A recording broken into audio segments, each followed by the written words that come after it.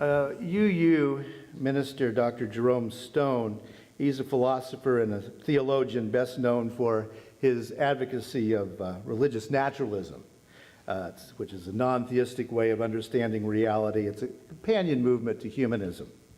Dr. Stone wrote this, quote, "Religion is an effort to orient ourselves in the big picture," end quote. Now that rings true to me. True not only concerning the continued existence of religions, but also quite possibly as the origin of religion itself. Orienting ourselves toward the big picture and connecting with ourselves, others, the planet, and the cosmos. This human enterprise has been going on for quite some time.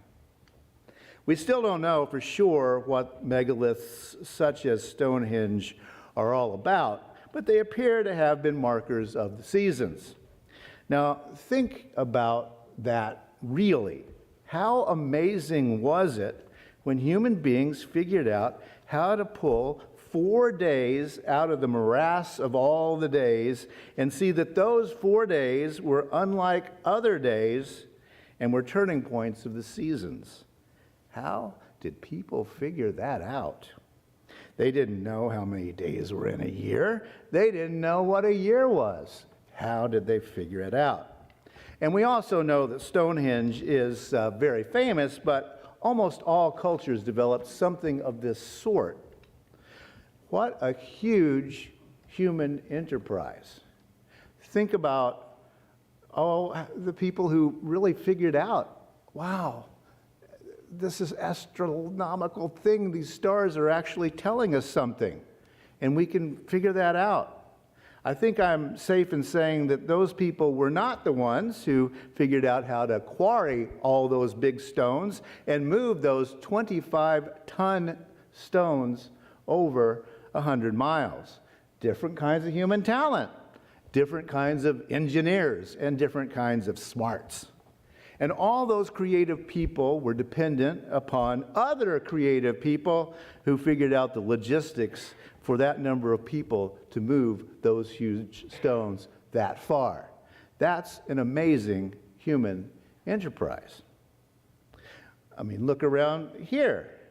How many of us can even imagine how to construct a building like the one we are in here? How many of us know how to make glass? How many of us know how to make bricks? How many of us can lay bricks? And I've done that as a farmer, and if you look over there, I can't do that because that's really amazing, and if I did it, it would look like this, right?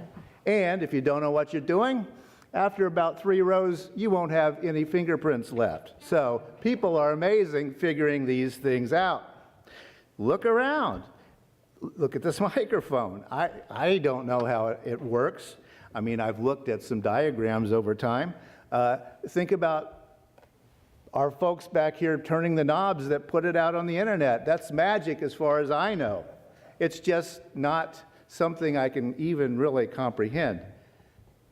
We're amazing, amazing creatures to be able to work together to produce this, and this is just a teeny bit of what human beings can do. Well, and then think again about the spring equinox. The various religions that human beings have created over the years have co-opted these seasonal markers, pinning their own versions of nature and the gods onto these 4 quarter points.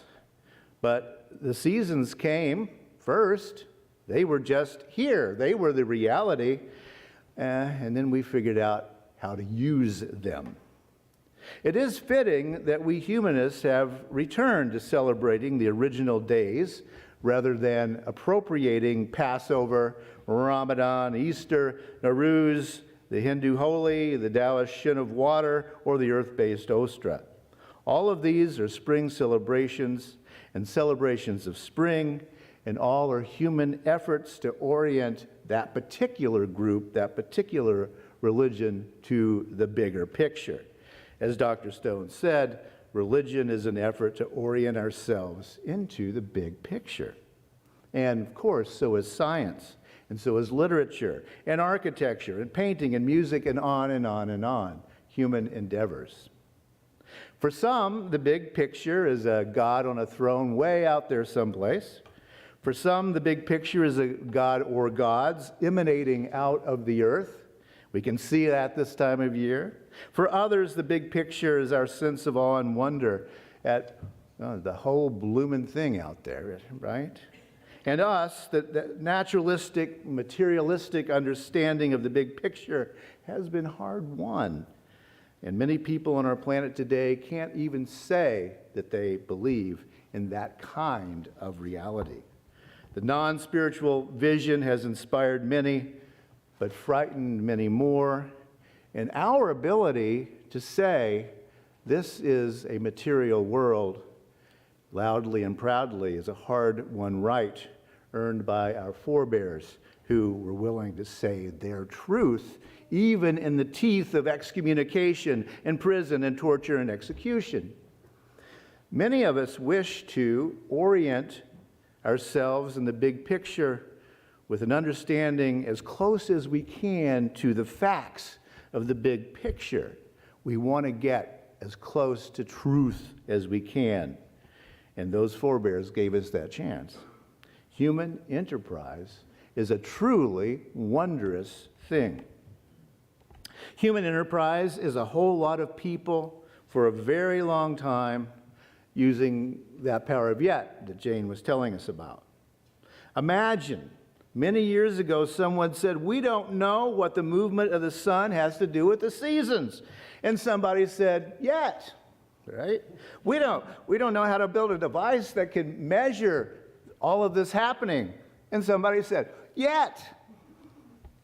People said it's not possible to speak the truth of reality in the face of totalitarian religions. And people said, yet.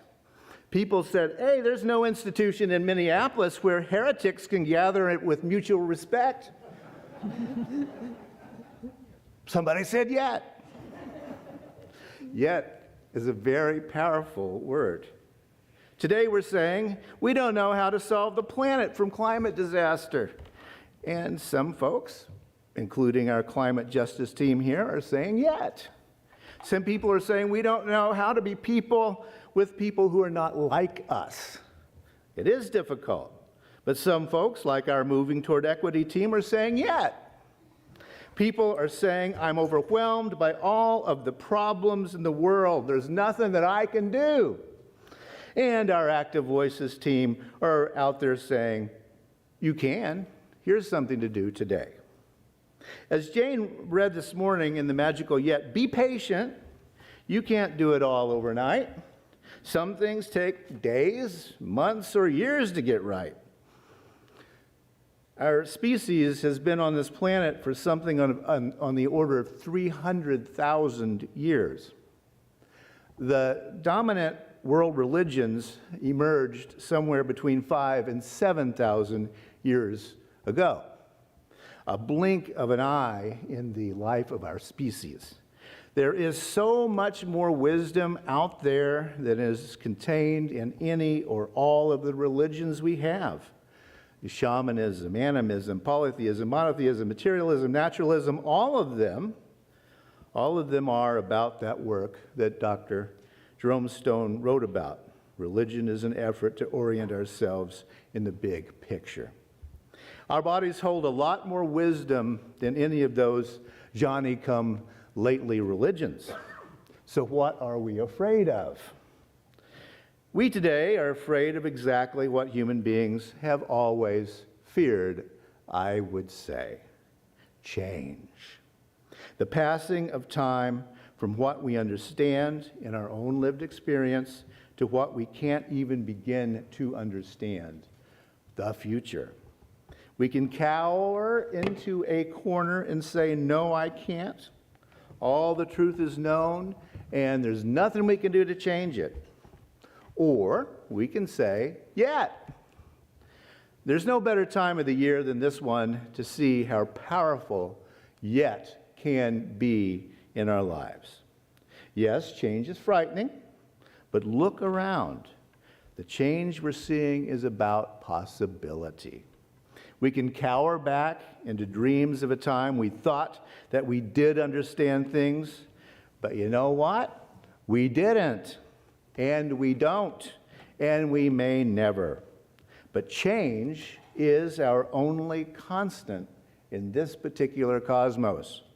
The best way to enjoy the ride is to keep in mind those magical possibilities of yet. And that is my spring invitation to me and all of us. When change looks frightening, I invite us to say, yet.